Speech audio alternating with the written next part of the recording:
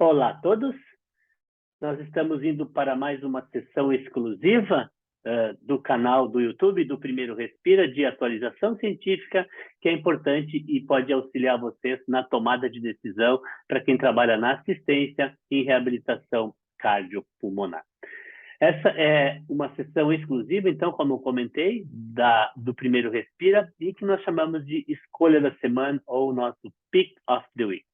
Se vocês estiverem gostando dos nossos conteúdos, não deixem de se inscrever no canal do Primeiro Respira no YouTube e ativar o sininho para poder receber as nossas notificações com as nossas novidades. Esse artigo da semana foi publicado no Blue Journal, que é uma revista de alto fator de impacto, que publica artigos muito importantes na área da reabilitação pulmonar, principalmente. E esse artigo foi publicado, então, na semana passada, agora no dia 15 de julho, portanto, ele está bem atual, recém saindo do forno. Ele foi publicado por um grupo de pesquisadores que formaram um consórcio internacional que envolveu, então, pesquisadores dos Estados Unidos, da Inglaterra, da França e também pesquisadores da Austrália, com uma população de pacientes norte-americanos. E ele tem como título, então, o impacto do uso, ou da aderência da pressão positiva contínua na via aérea nos desfechos em pacientes com apneia obstrutiva do sono coexistente com doença pulmonar obstrutiva crônica. Qual é o racional, então, desse artigo? Primeiro que a coexistência de DPOC com apneia obstrutiva do sono está associada com um pior prognóstico para esses pacientes e com maiores custos e também com um maior uso do sistema de saúde por esses pacientes. Em média, em torno de 67% dos pacientes com DPOC podem apresentar em conjunto a apneia obstrutiva do sono. E eles, então, realizaram esse estudo, que é um estudo retrospectivo, observacional, para testar. O objetivo deles era testar se a aderência ao uso de pressão positiva na via aérea está associada com melhora nos desfechos em saúde, diminuição dos gastos nesses pacientes que têm coexistente doença pulmonar obstrutiva crônica e também apneia obstrutiva do sono. Eles identificaram, então, em torno de 6.810 pacientes que tinham a coexistência dessas duas doenças. Desses, 2.328 foram classificados como aderentes ao uso de pressão positiva e 4.000 não aderentes ao uso de pressão positiva e 4.482 foram classificados como aderentes ao uso de pressão positiva. Para vocês verem qual é o critério que eles utilizaram para definir pacientes aderentes e pacientes não aderentes, eu recomendo que vocês leiam o artigo na íntegra, que eu vou disponibilizar para vocês também em seguida no canal do Telegram do Primeiro Respiro. E com relação aos desfechos principais, o que eles avaliaram, então? Em 3 momentos diferentes. 1 ano antes do início da pressão positiva contínua na via aérea, ou seja, antes deles usarem o recurso. 1 ano após o início do uso de pressão positiva e um terceiro momento, 2 anos após o uso da pressão positiva contínua na via aérea. E os desfechos primários foram, então, como eu comentei para vocês, o uso dos recursos em saúde que foram classificados em número de visitas ao médico, número de visitas à emergência e também a quantidade de exacerbações graves que esses pacientes apresentaram e o número de hospitalizações durante esse período.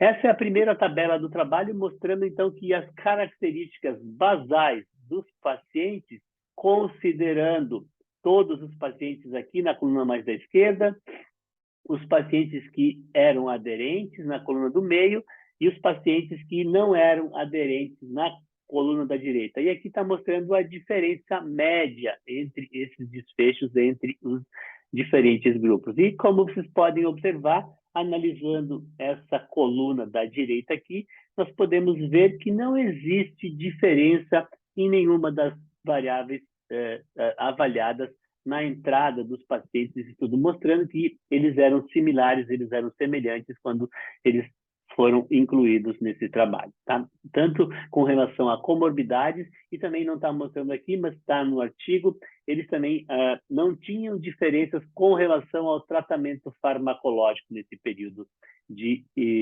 início do estudo, de início da pressão positiva. Já na figura 1, nós podemos observar aqui, dos resultados, a relação entre o número de hospitalizações, ou seja, a média de hospitalizações por paciente, aqui no eixo da esquerda.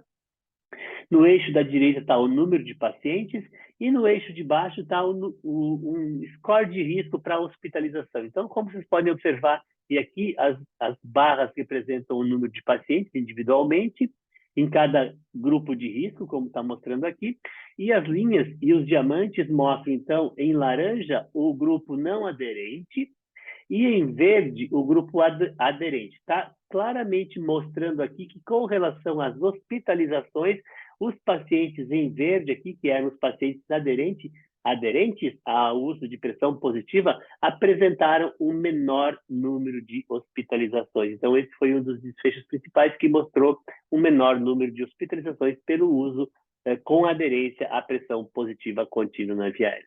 Da mesma forma, as visitas à emergência, que está mostrando aqui nesse segundo gráfico, também, de novo, em laranja, os não aderentes, em verde, os aderentes, e aqui um score de risco para visita à emergência, e aqui no eixo da direita, o número de pacientes. Da mesma forma que na figura anterior, vocês podem observar aqui que os pacientes que aderiam ao uso de pressão positiva apresentavam menores visitas à emergência. Menos pacientes visitavam a emergência quando eles foram considerados aderentes ao uso de pressão positiva contínua na via aérea.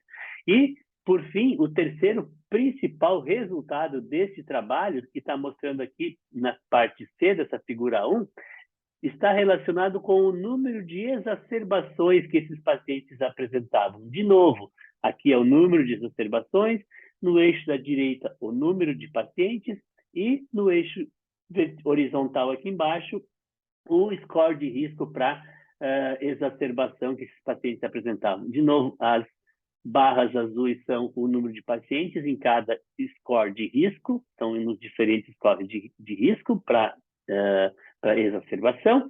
E, de novo, a linha laranja e os diamantes laranja são os pacientes não aderentes, e a linha verde e os diamantes verdes são os pacientes aderentes. E também, com relação ao número de exacerbações, nós podemos observar que os pacientes que aderiram ao uso de pressão positiva contínua na via aérea apresentaram menores valores, menores números de exacerbações nesse período de segmento de 2 anos.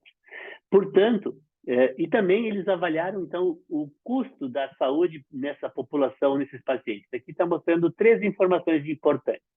Comparando o grupo aderente com o grupo não aderente, nos indivíduos sem normalização e nos indivíduos normalizados por idade e sexo. O que eles encontraram aqui? Que 1 ano antes do início do uso, né, de pressão positiva, que é a primeira parte de cima dessa tabela, não existia diferença entre os custos, né, os diferentes custos que incluíam visita ao médico, visita à emergência e hospitalização. Então, eles eram similares com relação aos custos antes de usar a pressão positiva. E aqui, na parte do meio da figura, da tabela, desculpem, está mostrando os resultados 1 ano depois do início do uso de pressão positiva. O que dá para observar claramente aqui, pessoal? Que o grupo aderente, né, tinha um custo menor, um custo total menor, comparado com o grupo não aderente, tanto nos indivíduos normalizados, não normalizados, quanto nos indivíduos normalizados. Então, dá para claramente ver que o uso de pressão positiva diminuiu o custo total nesses pacientes, né, que aderiram ao uso de pressão positiva. E aqui embaixo, essa mesma avaliação, 2 anos depois do início do uso de pressão positiva, também dá para observar que, principalmente com relação às visitas à emergência e o número de hospitalizações, aqui na parte mais de baixo da tabela, os pacientes do grupo aderente, aqui mostrando nessa coluna aqui, ou nessa outra coluna aqui, tinham um custo menor quando comparados com os pacientes do grupo não aderente ao uso de pressão positiva contínua na via aérea. Portanto, os autores podem concluir que esse é um estudo que representa dados do mundo real, mostrando que o uso de pressão positiva contínua na via aérea em pacientes que apresentam coexistência entre DPOC e apneia obstrutiva do sono foi associada com redução de hospitalização por todas as causas, redução nas visitas à emergência por todas as causas e diminuição do número de exacerbações agudas graves nesses pacientes. E, além disso, uma diminuição nos custos, né, para o sistema de saúde na assistência para esses pacientes. Isso é importante e tem uma implicação clínica muito importante para quem trabalha com a apneia do sono e aqueles pacientes que também têm apneia do sono e coexistência com DPOC. Importante por quê? Porque além de prescrever e de instalar o equipamento de ventilação não invasiva ou de pressão positiva contínua na via aérea, precisa ter a certeza de que vai ter aderência ao seu uso. Porque se tu simplesmente instalar e não garantir que o paciente seja aderente ao uso de pressão positiva, tu vai estar desperdiçando dinheiro e não vai estar tendo valor, né, da intervenção para essa população, para esses pacientes, com relação a esses desfechos que são mostrados nesse artigo aqui. Eram essas as informações do artigo de hoje. Eu espero que vocês possam aproveitar e trazer um melhor resultado na assistência dos pacientes de vocês, principalmente, nesse caso, aqueles fisioterapeutas, aqueles profissionais de saúde que trabalham com DPOC e apneia obstrutiva do sono e usam ventilação não invasiva com pressão positiva contínua na via aérea no domicílio para esses pacientes. Muito obrigado pela atenção de vocês e, de novo, eu deixo aqui a mensagem para que, se vocês estiverem gostando dos nossos conteúdos, se inscrevam no nosso canal, nos sigam e também deixem seus comentários nas redes sociais. Muito obrigado e tchau, tchau!